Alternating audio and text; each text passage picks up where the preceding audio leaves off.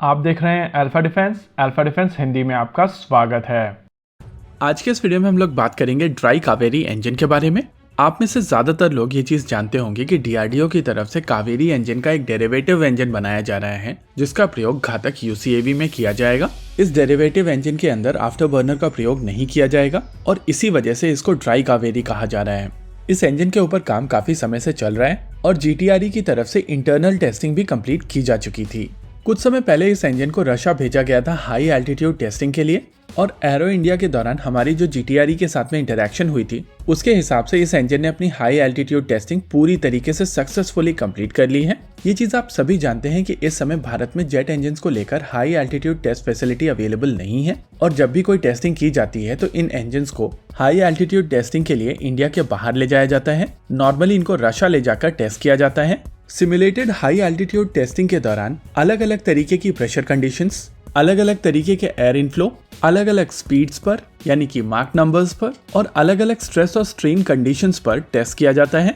Normally simulated high altitude testing के दौरान ये चीज पता चल जाती है कि नॉर्मली इंजन हाई एल्टीट्यूड पर किस तरीके से बिहेव करेगा और इसी सिमुलेटेड टेस्टिंग के डेटा के हिसाब से इनकी स्पेसिफिकेशन सेट कर दी जाती हैं।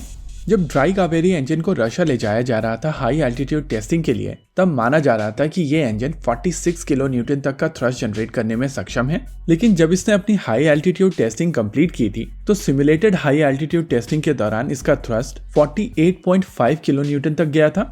यानी कि कहीं ना कहीं कहा जा सकता है कि इस समय इस इंजन की परफॉर्मेंस एक्सपेक्टेड परफॉर्मेंस से बेहतर रही है और अब हाई एल्टीट्यूड टेस्टिंग करने के बाद में इस इंजन को फ्लाइंग टेस्ट बेड के ऊपर डाला जाएगा। ये बात भी क्लियर है कि इस समय भारत में फ्लाइंग टेस्ट बेड नहीं है और इस तरीके की फैसिलिटीज भारत में ना होना ओवरऑल प्रोग्राम को और डिले करती हैं। वैसे इंजन को फ्लाइंग टेस्ट बेड के ऊपर डालने से पहले इसकी स्ट्रक्चरल टेस्टिंग की जाएगी। ये एक नॉर्मल प्रोसीजर है जिसको नॉर्मली किया जाता है किसी भी इंजन को फ्लाइंग टेस्ट बेड पर डालने से पहले। इस प्रोसीजर के दौरान लगभग 700 आवर्स के लिए इस इंजन को टेस्ट किया जाएगा। वैसे तो ये टेस्टिंग ग्राउंड टेस्टिंग होगी लेकिन अलग अलग कंडीशन सिमुलेट की जाएंगी और इस सिमुलेशन के बाद में सर्टिफिकेशन एजेंसीज की तरफ से इसको सर्टिफाई किया जाएगा ताकि इसको फ्लाइंग टेस्ट बेड के ऊपर डाला जा सके। जीटीआरई की तरफ से इस इंजन की टेक्नोलॉजी को गोदरेज को ट्रांसफर किया गया है और इस टेक्नोलॉजी ट्रांसफर के बाद में गोदरेज की तरफ से एक और प्रोटोटाइप यूनिट बनाकर जीटीआरई को डिलीवर की जाएगी। इस प्रोटोटाइप यूनिट के ऊपर स्ट्रक्चरल इंटीग्रिटी टेस्ट करने के बाद में इसको फिर से रशिया भेजा जाएगा जहां पर इसको IL-76 टेस्ट बेड के ऊपर माउंट करके इसकी इन फ्लाइट टेस्टिंग की जाएगी। ओवरऑल इस मोमेंट पर जीटीआरई काफी ज्यादा कॉन्फिडेंट है कि इस इंजन को वो जल्द से जल्द डेवलप कर लेंगे और जल्द से जल्द सर्टिफाई करके इसको घातक यूसीएवी के लिए तैयार रखेंगे।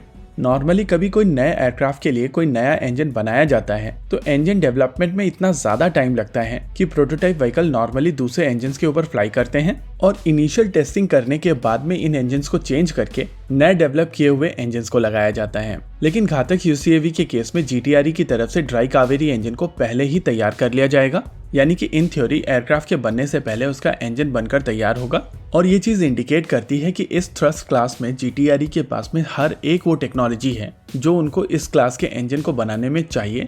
यानी कि आज की तारीख में जीटीआरई की तरफ से जनरल इलेक्ट्रिक F404 कैटेगरी का इंजन काफी आसानी से बनाया जा सकता है। लेकिन कह सकते हैं फॉर्चुनेटली अनफॉर्चुनेटली इस समय भारतीय वायुसेना की रिक्वायरमेंट और ज्यादा थ्रस्ट की है। इनफैक्ट इंडियन एयरफोर्स को जनरल इलेक्ट्रिक F414 इंजन भी कम पावर वाला इंजन लग रहा है। वहीं दूसरी ओर डिफेंस एक्सपो के दौरान हम लोगों ने आपको बताया था कि 73 kilo Newton Kaveri arrow generate कर सकता है और उनकी तरफ से कोशिश की जा रही है कि एक LCA तेजस एयरक्राफ्ट के ऊपर इस कावेरी इंजन को माउंट किया जा सके। इस बार भी जब जीटीआरई से बात हुई थी तो उनकी तरफ से कोशिश जारी है लेकिन अभी तक इसके ऊपर कोई डिसीजन लिया नहीं जा सका है। इसी के साथ आज के इस वीडियो में रखते हैं केवल इतना ही। वीडियो को अंत तक देखने के लिए धन्यवाद। देखते रहिए अल्फा डिफेंस। जय हिंद।